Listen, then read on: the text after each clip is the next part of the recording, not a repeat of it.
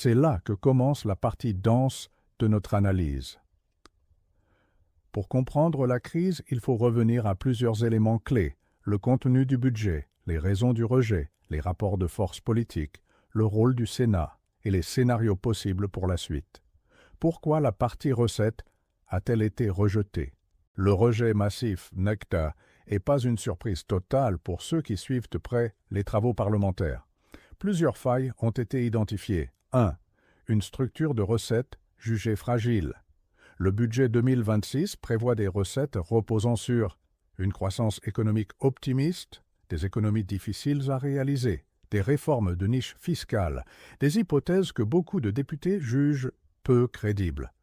L'opposition accuse le gouvernement d'embellir la trajectoire budgétaire pour respecter les engagements européens. 2. Une majorité dans l'incapacité de maintenir la cohésion. Les députés de la majorité n'étaient pas tous présents. Certains, critiques envers le gouvernement, se sont abstenus. D'autres estimaient que le texte ne répondait pas aux enjeux actuels: inflation persistante, hausse du coût des services publics, pression sur les collectivités, transition écologique.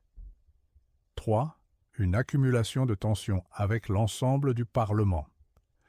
Après un an de débats sous tension, avec des 49.3 répétés, des motions de censure et une fatigue générale dans l'hémicycle, ce rejet est perçu comme un point de rupture. Le rôle crucial du Sénat. Le texte passe donc au Sénat. Et le Sénat n'est pas une simple chambre d'enregistrement. Majoritairement contrôlé par la droite, il se montre souvent plus rigoureux, plus exigeant sur l'équilibre budgétaire et moins tolérant envers les hypothèses économiques optimistes. Il peut réécrire le texte en profondeur, voire adopter une version radicalement différente, avec plus d'économies, moins de dépenses fiscales, plus de rigueur dans la trajectoire de la dette.